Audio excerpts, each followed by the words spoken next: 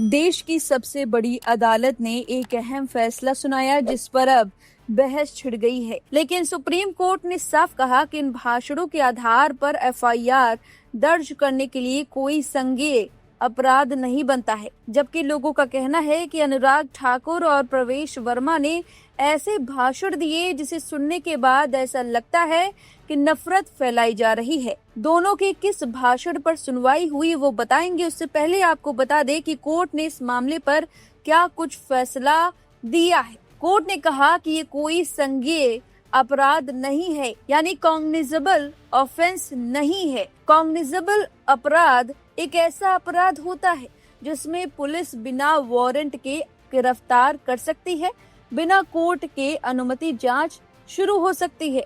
लेकिन कोर्ट के मुताबिक इस मामले में ऐसा कुछ भी नहीं पाया गया, यानी कि ये कोई संज्ञेय अपराध या कॉग्निजेबल ऑफेंस नहीं है। दरअसल ये पूरा विवाद जनवरी 2020 के उस दौर से जुड़ा है जब देश में सिटीजनशिप अमेंडमेंट एक्ट के खिलाफ प्रदर्शन हो रहे थे। इन्हीं प्रदर्शनों के दौरान दिए गए कुछ भाषणों को लेकर शिकायतें दर्ज हुई और आरोप लगा कि ये हेट स्पीच है। सीपीएम नेता बृंदा करात और केएम तिवारी की याचिका पर सुनवाई करते हुए 29 अप्रैल को जस्टिस विक्रम नाथ और संदीप मेहता की बेंच ने दिल्ली हाई कोर्ट के फैसले को बरकरार रखा। हाई कोर्ट पहले ही कह चुका था कि ये बयान ना तो सांप्रदायिक हिंसा भड़काते हैं और ना ही सार्वजनिक अव्यवस्था पैदा करते हैं। अदालत ने अपने आदेश में कहा कि रिकॉर्ड पर मौजूद भाषण 26 फरवरी 2020 की स्टेटस रिपोर्ट और निचली अदालतों के तर्कों को देखने के बाद यह निष्कर्ष निकालता है कि यहाँ कोई संज्ञेय अपराध नहीं बनता। अब जरा उन भाषणों पर नजर डालते हैं जिनकी वजह से ये पूरा मामला खड़ा हुआ।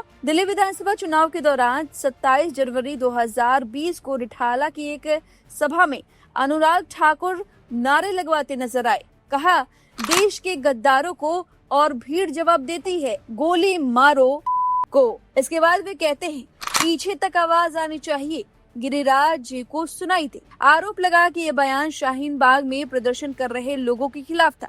वहीं दूसरी तरफ प्रवेश वर्मा के एक वीडियो में उन्हें यह कहते हुए देखा गया कि अगर प्रदर्शनकारियों को नहीं रोका गया तो वे और हत्या करेंगे और बीजेपी की जीत के बाद उन्हें कुछ ही घंटों में भगा दिया जाएगा। 2020 में उनकी एक और बयान ने विवाद बढ़ाया जिसमें वे कहते हैं, जहां जहां ये आपको दिखाई दे, अगर इनका दिमाग ठीक करना है तो एक ही इलाज है, संपूर्ण बहिष्कार। और फिर भीड़ से सहमति मांगते हैं, हम इनकी दुकान रेहड़ियों से कोई सामान नहीं खरीदेंगे, हम इनको कोई मजदूरी नहीं देंगे। इस बयान पर असदुद्दीन ओवैसी ने प्रतिक्रिया देते हुए तब कहा था कि राजधानी में खुलेआम मुसलमानों के बहिष्कार की बात कही जा रही है। लेकिन इन तमाम आरोपों और बहसों के बीच अदालत ने कानून के नजरिए से फैसला सुनाया। कहा कि इन बयानों से ऐसा कोई अपराध स्थापित नहीं होता जिसमें तुरंत एफआईआर दर्ज हो। साथ ही कोर्ट ने एक बड़ी बात भी कहा कि हेट स्पीच सिर्फ कानून का मुद्दा नहीं बल्कि यह बंधुता और संविधान की मूल भावना को प्रभावित करता है। याचिकाकर्ताओं ने मांग की थी कि हेट स्पीच के लिए अलग कानून बनाया जाए, लेकिन अदालत ने कहा कि मौजूदा आपराधिक कानून जैसे भारतीय दंड संहिता पहले से ही ऐसे मामलों से निपटने में सक्षम है। अगर नए कानून की जरूरत है तो यह फैसला संसद को करना होगा। कोर्ट ने वसुधैव कुटुंबकम का जिक्र करते हुए कहा, एक ऐसे देश में जहां यह विचार रहा है वहां नागरिकता को कभी भी विभाजन या बहिष्कार का आधार नहीं बनाया जा सकता और न ही हम बनाम वे की सोच पर समाज खड़ा किया जा सकता है। अब सवाल ये है कि क्या कानून सिर्फ शब्दों को देखता है या उनके असर को भी तौलना चाहिए? क्या भाषण की आजादी और उसकी जिम्मेदारी के बीच कोई नई रेखा खींचने की जरूरत है?